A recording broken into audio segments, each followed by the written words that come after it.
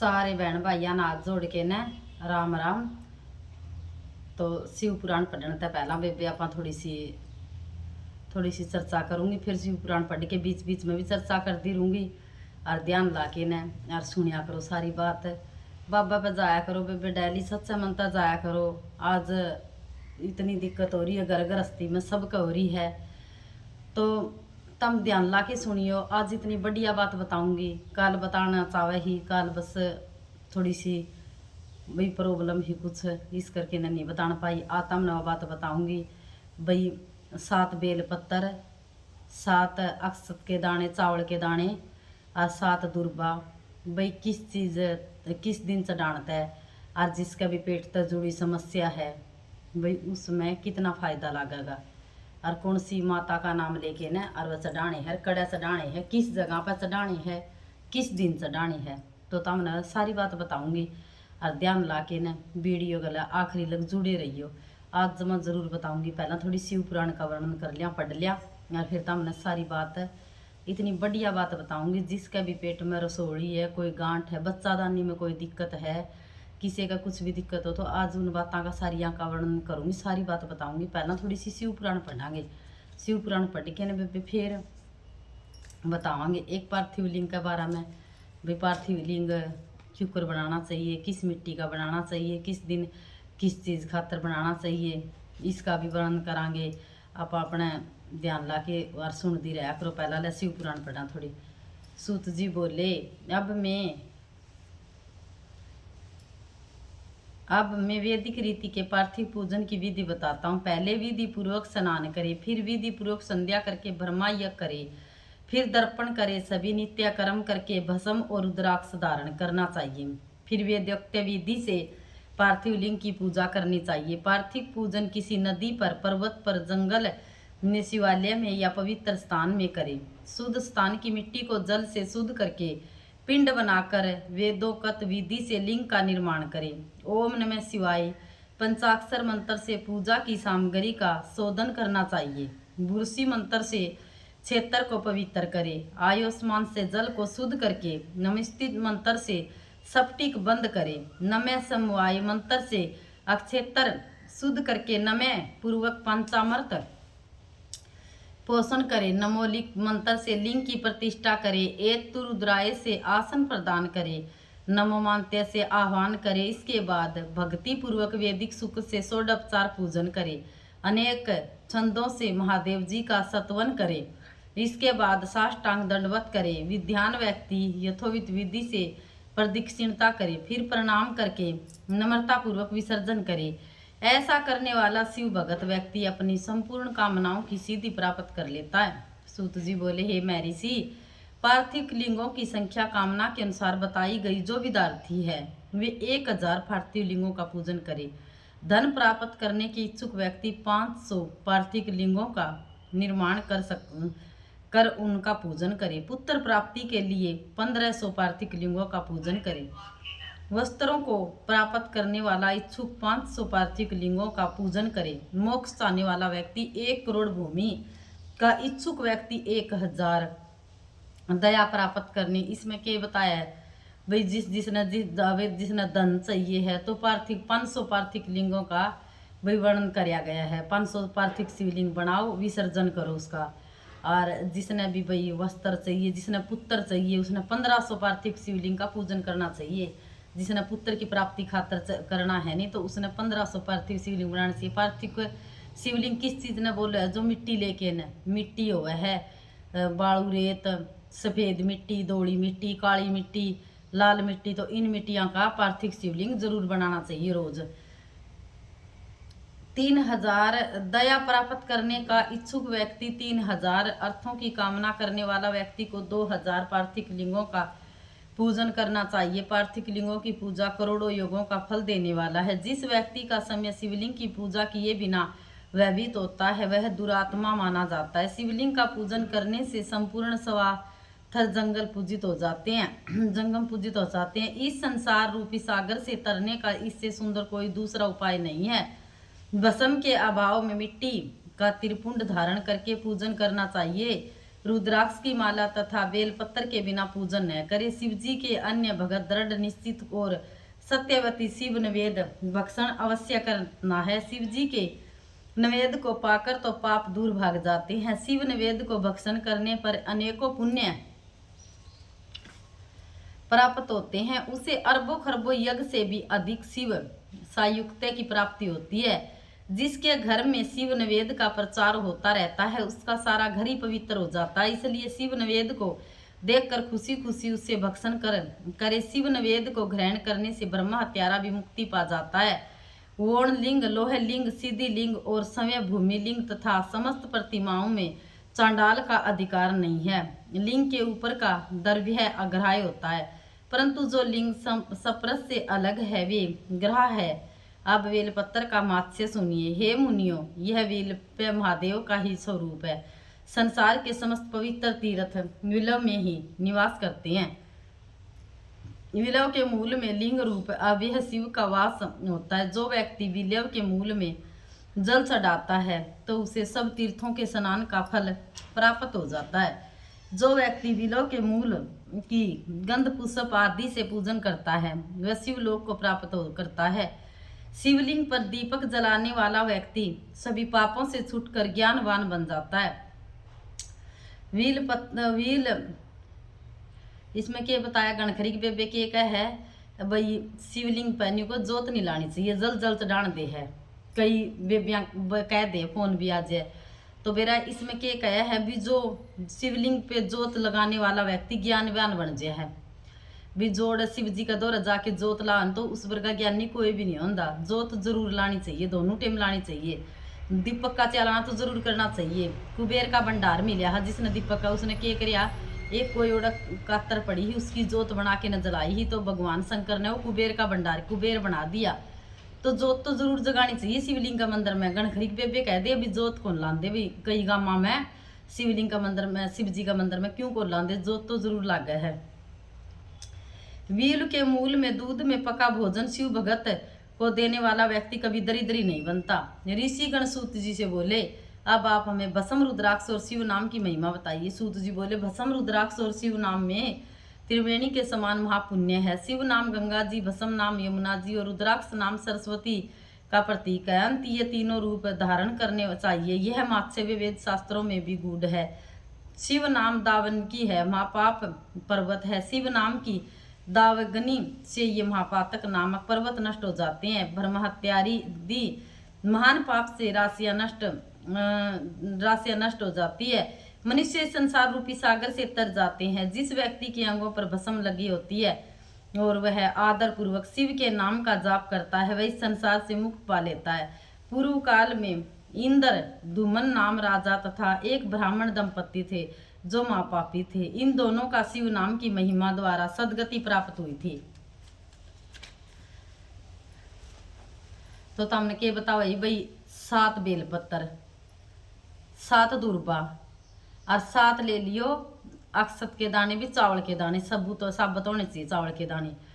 तो ये जो जिसका भी पेट में भी कोई दिक्कत हो तो तड़का है अष्टमी, अष्टमी का दिन और शिवलिंग पर जाके न, और ये पहला तो चढ़ाओ चावल, फिर चढ़ाओ दुर्बा और फिर चढ़ाओ बेलपत्र और के लेके न ईरणावती माता का नाम लेके न, ईरणावती माता का नाम लेके न और शिवलिंग पे ये चीज चढ़ाना है। जो भी पेट में कोई दिक्कत होगी वह सारी दिक्कत है और अपना आप ठीक हो जाएगी। बेलपत्र का थोड़ा थोड़ा चंदन ला लियो दोनों पत्तियां पे, बीच के पत्ता पे शहद ला लियो, चावल चढ़ाए दिए, दुर्बा चढ़ा दी। तो ये 7 चीज चढ़ानी है हिरणावती माता का नाम लेके न, और ये चढ़ा के न जरूर करियो ये उपाय। जिसके भी पेट में कोई दिक्कत हो तो जरूर करियो, उसने आराम 100% मिलेगा।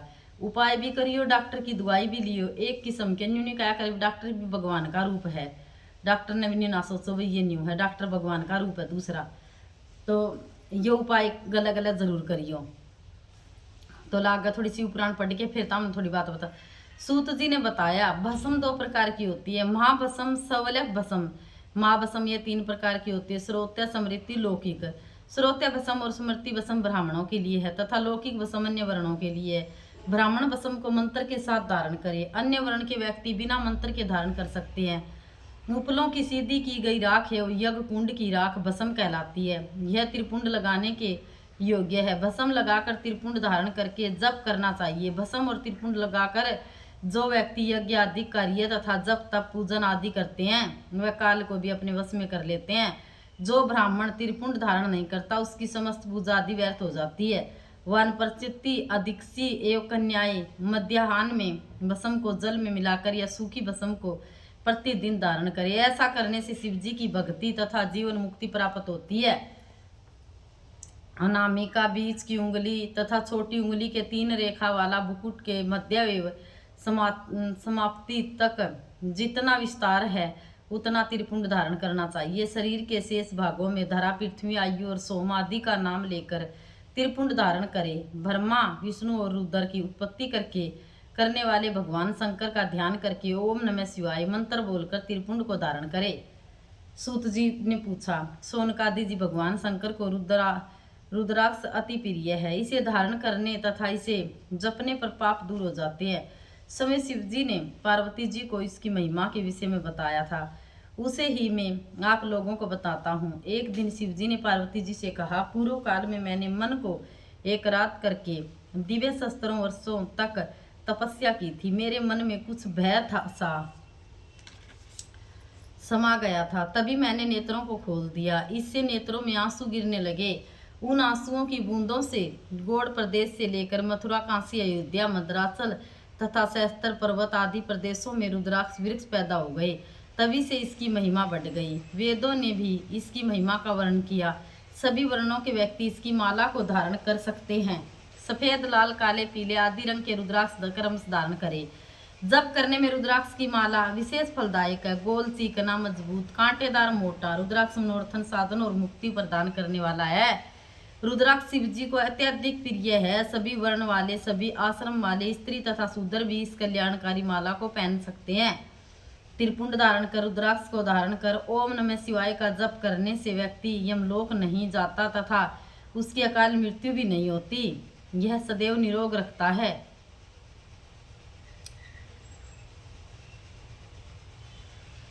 तीन मुख वाला रुद्राक्ष साधन सिद्ध करता है। विद्या में निपुणता प्रदान करता है। 4 मुख वाला रुद्राक्ष ब्रह्मा रूपी होता है।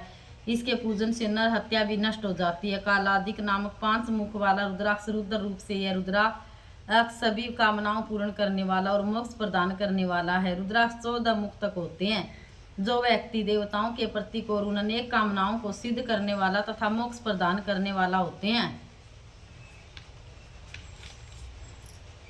ऋषिगण सूत जी से बोले, अपने विदेश्वर संहिता का उपाख्य बलि भांति सुनाया। अब आप शिव जी का पारकट्य उमा का उत्पत्ति शिव उमा विवाह गृहस्थ धर्म और अन्य चरित्र बताने की कृपा करे। सूत जी बोले, ऋषि आप सब परम धन्य है जो शिव चरित्र सुनना चाह रहे हैं। शिव चरित्र जगत को पावन करने वाला गंगा जी के समान पवित्र है। एक बार नारद जी ने भी अपनी पिता ब्रह्मा जी से इसी पूछा प्रकार था। ऋषि वीरेंद्र कहने लगे कि सूत जी इस संवाद को हम विस्तार पूर्वक बताने की कृपा करें। सूत जी ब्राह्मणों से बोले, एक बार नारद जी हिमालय की एक गुफा में बैठकर मौन धारण कर तप कर रहे थे। उनके तप से इंद्र के मन में भय उत्पन्न हो गया कि कहीं नारद मेरे राज्य पर अपना अधिकार न कर ले। इंद्र ने कामदेव को बुलाकर समझाया कि तुम मेरे मित्र हो, तुम्हारे सहारे ही मेरा शासन चल रहा है। तुम बड़े बड़े ऋषियों मुनियों का गर्व चूर चूर कर देते हो। हिमालय की गुफा में नारद शिव जी की उपासना कर रहे थे। कहीं ऐसा न हो कि शिव जी से मेरा राज्य न मांग ले। अंत तुम वहां जाकर सुंदर बाग निर्माण कर प्रवीण अप्सराओं के काम वर्धक नृत्य द्वारा उनकी तपस्या भंग करो। कामदेव ने हिमालय की घाटी में पहुंचकर अप्सराओं से कामवर्धक नृत्य कराया, परंतु वे नारद जी की तपस्या को भंग करने में असमर्थ रही, क्योंकि कामदेव को भस्म करने वाला शिव जी का यही स्थान था। रति के विलाप करने पर शिव जी ने उसे वरदान दिया था कि कामदेव कुछ समय बाद फिर जीवित हो जाएगा, परंतु इस स्थान पर तथा जहाँ तक यह भस्म होता दिखाई दे रहा है वहाँ तक इसकी माया एवं काम बाणों का प्रभाव नहीं होगा। इसी कारण इस स्थान से लज्जित होकर कामदेव को इंद्र के पास लौटना पड़ा। यह सब शिव जी की माया का फल था। बहुत समय पश्चात नारद जी तपस्या से जागे। तब उन्हें अपने द्वारा कामदेव पर विजय का ध्यान आया। इससे उनके मन में अभिमान जागृत हो गया। नारद जी अपनी इस विजय को बताने भगवान शिव के पास कैलाश पर्वत पर गए। नारद जी ने शिव जी को प्रणाम किया और गर्व में भरकर कामदेव पर अपनी विजय का समाचार उन्हें सुनाया। शिव जी ने नारद की प्रशंसा की और बोले, हे नारद, तुम धन्य हो, परंतु इस प्रसंग को अन्य देवी देवताओं से मत कहना, विशेषकर विष्णु जी को मत बताना, परंतु शिव जी की माया को कौन टाल सकता है। नारद जी ने ब्रह्मलोक में जाकर ब्रह्मा जी से सब बात बता दी। ब्रह्मा जी ने शिव जी का ध्यान कर सब बात जान ली कि भगवान शिव ने नारद से यह प्रसंग किसी को न बताने को कहा था। नारद जी का अभिमान बढ़ने लगा। यह सब शिव जी की ही लीला का फल था। नारद जी की यह कथा सुनाने विष्णु लोक में पहुंच गए। विष्णु जी ने नारद को आते देखकर आसन से उठकर उसे प्रणाम किया और प्रेम से पूछने लगे, आपका आगमन कहाँ से हो रहा है। विष्णु जी की बात सुनकर नारद जी ने गर्व से अपने कामदेव पर विजय की संपूर्ण कथा से सुनाई। विष्णु जी ने नारद से कहा, हे मुनि, काम तो भक्तिहीन व्यक्तियों को सताता है। आप तो ब्रह्मचारी, तपस्वी और ज्ञानी वैरागी है, आपको यह विकारी काम कैसे सता सकता है। विष्णु जी की यह बात सुनकर नारद जी गर्व में भरकर बोले, यह सब आपकी कृपा है। कामदेव की क्या औकात है जो मेरा कुछ बिगाड़ सके। इतना कहकर नारद जी विष्णु लोक से चल दिए। नारद जी के चले जाने पर भगवान विष्णु ने अपनी अद्भुत माया रची। नारद जी के रास्ते में एक नगर का निर्माण कराया। उसके राजा का नाम शील निधि रखा। उसकी एक सुंदर गुणशील पुत्री थी। उस दिन उस कन्या का संयवर हो रहा था। उसमें अनेकों प्रदेशों के राजा और राजकुमार आए हुए थे। नारद जी नगर की शोभा को देखकर मोहित हो गए। नारद जी भी उस शोभा में पहुंचे। राजा ने उठकर उनका स्वागत किया और उनकी पूजा की। राजा ने अपनी कन्या को बुलाकर उनके चरणों में उपस्थित किया। राजा ने नारद जी से पूछा, महाराज, आप तो त्रिकालज्ञ ज्योतिषी है, इसकी कैसा वर मिलेगा। नारद जी उनके सौंदर्य को देखकर उस पर मोहित हो गई और बोले, राजन, तुम्हारी कन्या तो साक्षात भगवती लक्ष्मी स्वरूपा है। इसको त्रिलोकी का स्वामी शिव जी के समान वीर यशोती पति प्राप्त होगा। इतना कहकर नारद जी वहां से चल दिए। उनके हृदय में विकार पैदा हुआ कि यह कन्या मुझे मिलनी चाहिए, परंतु राजाओं के सामने यह मुझे स्वीकार नहीं करेगी, क्योंकि सब स्त्रियां रूपमान पति चाहती है। इस कारण मैं भगवान विष्णु का रूप धरकर सभा में जाऊं तो काम बन जाएगा। नारद जी ने क्या सोचा, भाई मैं नहीं विष्णु जी का रूप धर के न और सभा में जाऊंगा तो भाई मेरे जयमाला गाल देगी या शादी करने खातर। उसके भी मन में उसका मन में विकार उत्पन्न हुए, मान ले शादी खातर। तो भगवान विष्णु ने भी अपनी लीला रच दी। एक का तो भाई न्यू दिखा दिया मुंह है, फिर उसके वानर का मुंह ला दिया। फिर नारद ने क्या कहा, विष्णु तय उसका वानर का मुँह ला दिया। भाई सारे उसने सोचा भी इतना पसंद करेगी, वह क्या ना पसंद करेगी भाई। उसका वानर का मुँह और वो अपने आप में खुश हो रहा। तो उसने अपने जाके दर्पण में देखा नहीं, भी देख तो सही के बात है, के चक्कर है, मेरा कान तो लखांदी भी को नहीं। दर्पण में जाके देखा तो उसका वानर का मुँह लाग रहा। तो फिर नारद ने विष्णु जी तक ये कहा, भाई ये न्यू का कपटी, ये छली न्यू का विष्णु तो सदा ही छल करता आया। भगवान कृष्ण ने कहा, भगवान विष्णु ने, भाई नहीं देखो वानर का सा हुआ है। वानर जी ने अपना मुख दर्पण में देखा तो क्रोध में भरकर उन्होंने रुद्रागणों को श्राप दे डाला, तुमने हंसी उड़ाई, दोनों राक्षस बन जाओ। रुद्रगण चुपचाप श्राप को ग्रहण करके शिवलोक को चले गए। नारद जी की माया के कहा, क्रोध में भरकर जल में अपनी परछाई देखकर विष्णु जी के पास गए और क्रोध में भरकर बोले, तुम दुष्ट, कपटी और मलिन मन वाले हो। तुम दूसरों को खुशी होता नहीं देख सकते। तुम पूरे मायावी हो, तभी तुम्हारा मोहित रूप रखकर दैत्यों को अमृत पिलाया और कलश छीन लिया। तुमने मुझे स्त्री कलेश से दुखित किया है और समय कपट रूपी राजा का रूप धरकर धारण कर लिया। तुम मनुष्य रूप में राजा बनकर स्त्री कलेश से दुखी होगे। तुमने मेरा वानर का मुख किया तो वानर ही तुम्हारी सहायता करेंगे। के कहा, भी तुमने वानर का रूप कराया तो वानर तेरी सहायता करेंगे। विष्णु भगवान ने शिव जी की कृपा से श्राप स्वीकार कर लिया। जब शिव जी की माया का पर्दा हटा तो विष्णु जी के साथ जो कन्या थी वह अदृश्य हो गई।